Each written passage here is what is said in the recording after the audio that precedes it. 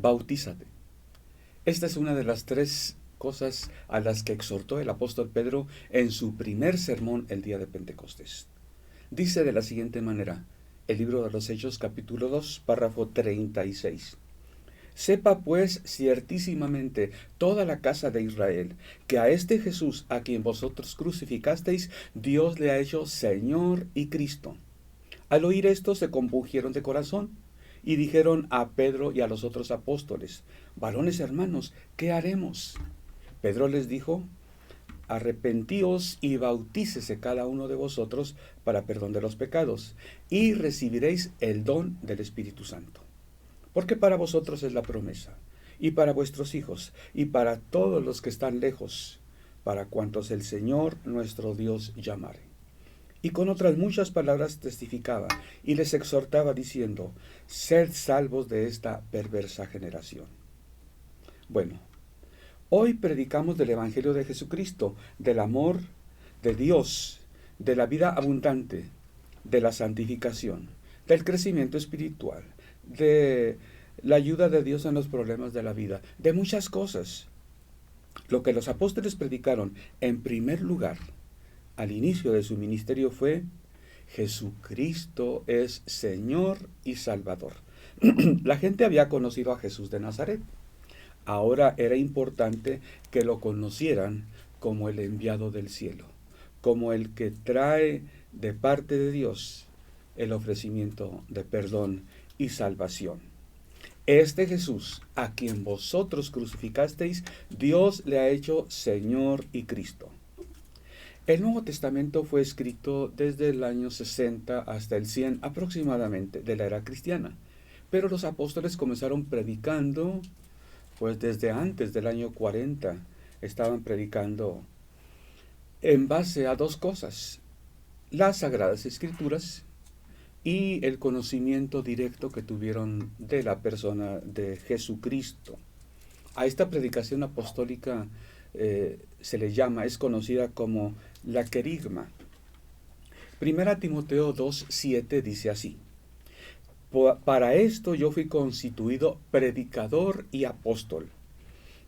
Digo verdad en Cristo, no miento, y maestro de los gentiles en fe y verdad. Cuando Pablo dice fui constituido predicador, en griego se usa la palabra kerigma. Kerux es la palabra griega. Primera de Pedro 2:5 dice así, y si no perdonó al mundo antiguo, sino que guardó a Noé, pregonero de justicia, con otras 7 personas, trayendo el diluvio sobre el mundo de los impíos. Aquí el pregonero Noé es keruja en griego, pregonero, proclamador. Este es el querigma, y los apóstoles así mismos se referían a ellos como proclamador. Usamos la palabra predicador, evangelista, maestro, profeta, etc. Los apóstoles simplemente decían que eran proclamadores. A nosotros, que no nos tocó conocer personalmente a Jesús, que predicamos a personas que no lo vieron tampoco con sus ojos, no lo oyeron físicamente. Bueno, lo que nos toca es hablar de el que vino del cielo, el enviado de Dios, el que es Dios verdadero y que vino en carne a predicar, a hablarnos y a revelarnos acerca de Dios, del reino de Dios y de este mensaje llamado Evangelio, que es buenas nuevas de salvación. Bueno, muchos el día de hoy han oído hablar de un Salvador, pero no tanto de un Señor, de un dueño de nuestras vidas, de un rey que viene a reinar precisamente, no nada más a salvar, sino a reinar. Salvar es redimir, rescatar de perdición, pero reinar se refiere ya después a la vida. Si tú obtienes salvación, esa la obtienes en un momento por el Salvador. Pero lo que sigue, si tú lo ves como Señor, toda tu vida la vas a consagrar a Él. Salvador es algo muy bonito. Señor es algo que implica responsabilidad y gratitud. Bueno, quienes escucharon a Pedro, lo último que sabían era que Jesús de Nazaret había sido crucificado. Ahora la predicación de Pedro es Dios le ha hecho Señor y Cristo a este que fue crucificado. Y fue la predicación de los apóstoles. ¿Qué haremos? Aquí a Pedro le preguntaron eso. Muchos otros preguntarían lo mismo, como el carcelero de Filipos: varones hermanos, ¿qué tengo que hacer? Arrepiéntete y bautízate. Y después viene una promesa: recibiréis el don del Espíritu Santo. Estas tres cosas es bien importante que el que pretende predicar de Jesús o del Evangelio tome en cuenta. Es lo más importante. Arrepentíos y bautícese cada uno de vosotros, dijo Pedro. Y lo otro no es menos importante: recibiréis el don del Espíritu Santo.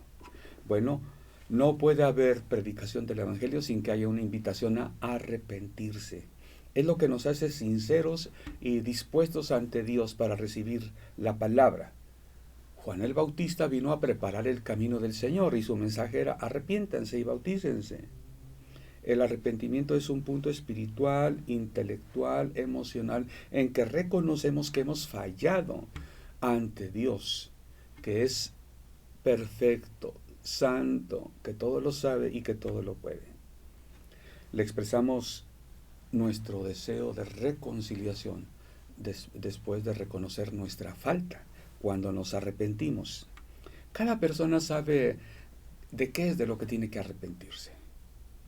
Quienes escucharon la predicación de Pedro sabían que, entre otras cosas, tenían que arrepentirse de haber crucificado al que Dios había enviado, aparte de lo que cada quien tuviera en su propia cuenta. Algunas cosas que nos indicarían que necesitamos perdón en nuestra vida, en nuestra propia vida. Puede ser de saber que hay un Dios y no haberle buscado. Muchas personas dicen: sí creo en Dios, pero no lo han buscado. Eso necesita perdón. Yo no puedo creer que hay un Dios e ignorarlo. Hay otra cosa de la que arrepentirse: oír de que hay una Biblia, oír que hay una palabra de Dios y no interesarse en conocerla. Bueno, de no conocer o de conocer los mandamientos de Dios y no procurar cumplirlos de la mejor manera. Arrepentirse de haber ofendido, dañado de una o de otra manera al prójimo. De saber el bien, de saber hacer el bien y no hacerlo es otra cosa que necesita arrepentimiento. Y hay muchas otras cosas. Repito, cada quien sabe de lo que tiene que arrepentirse, pero es una necesidad humana. Y entra dentro de las buenas nuevas de salvación, porque todos necesitamos arrepentimiento. Y la promesa es que viene el perdón de pecados cuando nos arrepentimos y pedimos perdón. Bueno, la otra cosa que dijo Pedro fue: bautícense. Con mucha frecuencia sabemos de personas que dicen que han recibido a Cristo como su Salvador, pero no se han bautizado. En la práctica, en muchas iglesias, bautizarse se practica tiempo, y a veces mucho tiempo después de que alguien se ha arrepentido. Contrario a la práctica neotestamentaria. Eran dos acciones juntas: arrepentirse y bautizarse. Bautizarte es un acto público de que se ha aceptado un mensaje. Si el agua que nos sirve para sumergir a quienes aceptan el mensaje de Jesucristo es señal o símbolo de purificación. Purifica el agua físicamente, pero es un símbolo de la purificación espiritual. Si yo tengo las manos sucias, estas no se van a purificar simplemente porque yo reconozca que las tengo sucias. Si yo digo: pues sí tengo las manos sucias, eso no va a producir nada en mis manos. Si yo me arrepiento de haberme ensuciado las manos, ¿por qué no tuve cuidado? Mira cómo me ensucié. Tampoco por eso se van a limpiar las manos. Si yo reconozco que necesito lavarme las manos, eso no es suficiente para que se limpien. Necesito darme cuenta que las tengo sucias, querer lavármelas y hacerlo. Bueno, tomar agua y jabón. Con frecuencia se enseña que el bautismo es una señal externa de algo que ha ocurrido en el interior, que es una figura, una representación de algo que ya ha pasado. también se enseña y a veces se enfatiza que el bautismo no salva, lo cual es cierto, y que simboliza solamente la salvación. Esto es cierto. Lo malo es cuando se enfatiza demasiado conceptos intelectuales, teologales y se deja de lado algo que es muy importante. Bautizarse era una práctica común en tiempo de Jesús y previamente a la predicación de Jesús. Juan el Bautista bautizaba, por eso se le llama bautista. Los judíos tenían práctica de bautizarse cuando buscaban acercarse a Dios. Había un bautismo ceremonial. De hecho, en Jerusalén todavía hay restos de lo que eran bautisterios en los que las personas se sumergían solos. Iban al templo, entonces había el deseo de purificarse y entraban a esa agua. Los esenios, hay evidencias de que en el Mar Muerto, en las orillas del Mar Muerto, donde ellos vivían, tenían piletas que eran para ellos solos sumergirse como un acto de purificación. Bueno, a la fecha, en lugares públicos que son considerados muy sagrados en el territorio de Israel, hay piletas para bautizarse, como esta imagen al fondo a mi izquierda, ahí en el templo de Maimónides en Tiberíades. Es una fuente, una pileta, y hay llaves de agua. En otros lugares, como en el Muro de los Lamentos, aparte de esto, hay algunas vasijitas, recipientes de doble asa para ritualmente lavarse las manos. Pero esto, si bien es símbolo de algo que se busca, que se anhela, es un anhelo de estar limpios.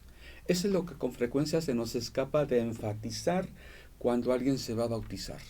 No se trata nada más de que, bueno, es un acto exterior de algo que ya pasó. El bautismo no salva, lo que salva es tu decisión. En realidad, a veces hay la pregunta, bueno, ¿y si alguien aceptó a Cristo y no se bautizó, es salvo? Claro que sí, porque el bautismo no salva. Y tal vez sea cierto, pero se le merma la importancia al bautismo de la manera como lo predicaron los apóstoles. Marcos 16 dice que es necesario que el que crea y que se bautice será salvo. ¿Por qué iban aparejados el creer y el bautizarse? Porque el bautizarse expresaba ese deseo, ese anhelo, y es lo que tenemos que inyectar a las personas que oyen el mensaje, por decirlo de una manera. Es lo que tenemos que transmitir, que tiene que haber el anhelo de purificación. Yo quiero que el Señor me purifique. Se usa con frecuencia el pasaje de Isaías donde dice que si sus pecados fueran rojos como la grana, como la nieve, serán emblanquecidos. Ok, yo quiero eso, sí, es importante, pero de aquí en adelante, como Jesús dijo, vete y no peques más. O sea, yo quiero que el Señor me purifique, pero quiero vivir limpio también. Eso está implicado, eso conlleva el acto de bautizarse. Bueno, al menos tenemos que decir eso, creo yo. Por eso la predicación, arrepiéntete y bautízate. No es de que hagas algo que te va a salvar y luego pues hagas como una representación teatral de lo que acaba de pasar. Que con hechos simbolices lo que acaba de ocurrir. En parte es eso, pero aquí lo más importante al predicarlo junto, Pedro, arrepiéntete y bautízate. Y bueno, más de 3,000 personas lo hicieron en esa ocasión. Esto es, yo reconozco mis pecados. Yo reconozco que necesito que Dios me perdone. Yo quiero que lo haga. Yo quiero estar limpio para que Dios me acepte.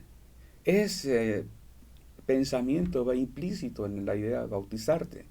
Por eso los edificios públicos sagrados tienen eso, oportunidad de purificarse. Es un pensamiento que está presente siempre en el pueblo de Dios. No simplemente cuando alguien se va a bautizar, sino toda su vida. Entonces no salva el bautismo, pero tener la idea de lo que implica el bautismo, eso es lo que sí me salva.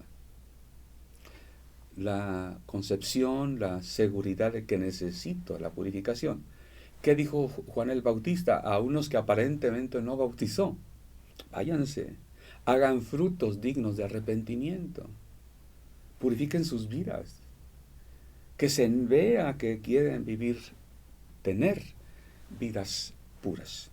Bueno, todo esto implica la idea de bautizarse. Por eso en la querigma apostólica iba incluido en la primera predicación. Y no era algo que ya creí y ahí después de un mes o 2 o 3 meses me bautizo. Es nuestro punto flaco el día de hoy también. Que por práctica, que por una X o Z circunstancia predicamos arrepentimiento y ya después enseñamos una clase y otra durante un mes, 2 meses, lo que es el bautismo. Y todavía hay personas que dicen, no estoy preparado todavía. Y hay la idea a veces evangélica de que no hay que presionar a las personas para que se bauticen cuando ellos deseen. ¿Dónde está la querigma apostólica? Arrepiéntete y bautízate. Si tú verdaderamente estás arrepentido, tienes que tener ese deseo de estar limpio y de permanecer limpio. Muchos cristianos dicen aceptar a Cristo, pero bautizarse lo dejan para después. Cuando sea mejor. El bautismo debe expresar el deseo de querer ser mejor. Y para eso necesito el Espíritu Santo. Otro punto flaco en la predicación evangélica. El Espíritu Santo hay veces que no se menciona cuando se evangeliza a alguien. Como que es una lección para después decirles. Y cuando se les enseña, tengan mucho cuidado.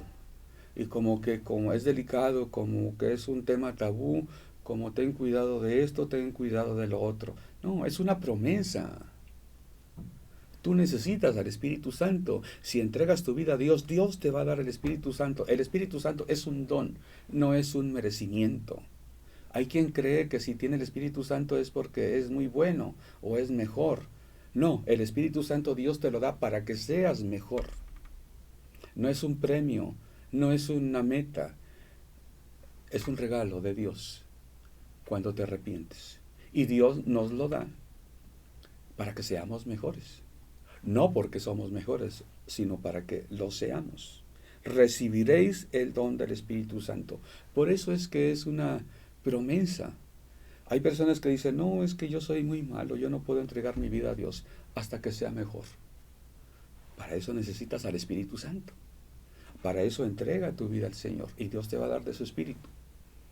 La profecía de Ezequiel era que Dios nos daría un corazón de carne. Pondré mi espíritu dentro de ellos. Lo enfatiza Ezequiel. Es algo necesario. El pueblo de Israel no podría, por cumplimiento de la ley, ser salvo. Por eso dice Pablo que la ley es el ayo para llevarnos a Cristo. La ley nos sirve para reconocer nuestra incapacidad de obtener salvación por nosotros mismos. Bueno, cuando el Señor cambia nuestro corazón, cuando Dios pone de su espíritu, entonces sí podemos cumplir los mandamientos más fácilmente, no automáticamente. No se trata de que es algo muy sencillo, se trata de que esta experiencia y la presencia del Espíritu Santo nos ayudan para vencer el pecado y para vivir vidas de victoria. Primera a los Corintios capítulo 12, el apóstol Pablo enseña acerca de las cosas espirituales. No quiero que ignoréis acerca de los dones espirituales, dice nuestra Reina Valera del 60, pero el texto griego dice, no quiero que ignoréis acerca de las cosas espirituales. Bueno, y Pablo enumera varias cosas espirituales.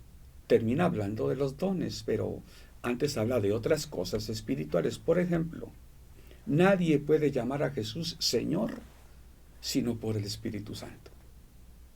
Les habla de otras cosas cuando vivían en el paganismo, cosas espirituales negativas. Pero cuando eres cristiano, si llegas a llamar a Jesús Señor, si llegas a reconocerlo como enviado de Dios, Salvador, es porque el Espíritu Santo ha trabajado en tu mente y en tu corazón. De ahí la importancia que sepamos más del Espíritu Santo, que prediquemos y que enseñemos a las personas que todavía no son cristianas acerca del Espíritu Santo. No es para los cristianos que tienen años de ser cristianos.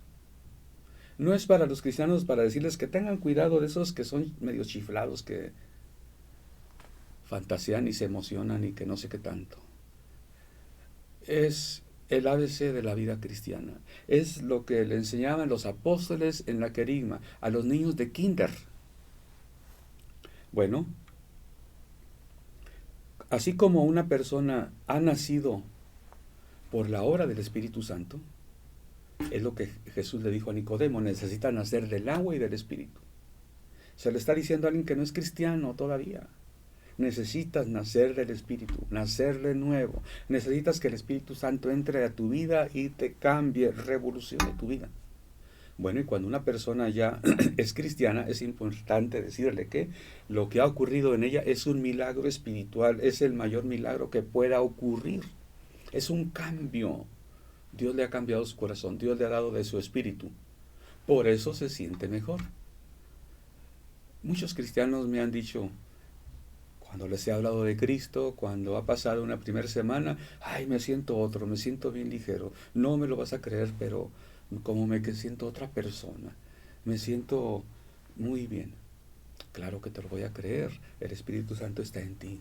Ahora, qué importante es que hablemos del Espíritu Santo a los que todavía no son cristianos y claro que también a los que recién se han convertido. Recibiréis el don del Espíritu Santo.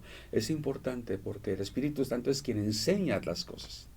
Primeramente convence del pecado, de justicia y de juicio. Nos da testimonio de que somos hijos de Dios. Nos va a recordar las cosas que hemos aprendido. Así le dijo Jesús a sus apóstoles. Nos va a guiar a toda verdad. Va a producir en nosotros fruto. El fruto del Espíritu que nos habla la carta a los Gálatas. Nos va a llevar a la madurez que produce frutos en la vida cristiana. Nos va a guiar a toda verdad. Bueno, toda vez que necesites recordar la palabra de Dios, es lo que hace el Espíritu Santo, recordarme todas las cosas. Los apóstoles tuvieron un maestro, Jesús. Nosotros tenemos un maestro, el Espíritu Santo. Y no es de que estén en competencia. Jesús les dijo, yo ya me voy, pero no los voy a dejar solos. Enviaré la promesa del Padre, el Espíritu, otro Paracleto, se los voy a enviar. Y después les enseñó que de esta manera es como iba a estar con ellos para siempre. Es decir, cuando tenemos al Espíritu Santo como maestro, a quien tenemos también es a Jesús y a Dios, porque son uno. Juan 1:18 dice, a Dios nadie le vio jamás. El unigénito Hijo que está en el seno del Padre, Él le ha dado a conocer. Igualmente hoy pudiéramos decir, a Dios nadie le ha visto con estos ojos, a Jesús nadie le ha visto con estos ojos. El Espíritu Santo es el que nos da a conocer a Dios y a Jesucristo. El Espíritu Santo es el que, como Jesús les dijo, en aquel día conoceréis que yo estoy en el Padre y el Padre en mí y yo en vosotros. Enseñar del Espíritu Santo al cristiano no es una tarea que se ha de dejar para cuando el cristiano madure. Ha de dársela para que el cristiano madure, precisamente. Repito, no está de más decirlo. No es un regalo el Espíritu Santo que venga nada más porque yo lo merecí, porque yo lo quería. Es algo que necesitamos. Es algo que nos da el Señor para tener poder y valor. Si tú eres cristiano, te invito a que reflexiones en estas verdades bíblicas tan importantes para todo cristiano. Si tú te consideras un simpatizante de las Escrituras o de la fe cristiana, yo te invito a que conozcas más la palabra de Dios y te enriquezcas tu vida con estas palabras que son de vida eterna, que traen sabiduría espiritual y divina. Dios te bendiga. Otra vez, bienvenidos a nuestra plataforma, Extensión Ministerios Filadelfia, llegando hasta donde Dios nos lleve. Sigue buscándonos en internet.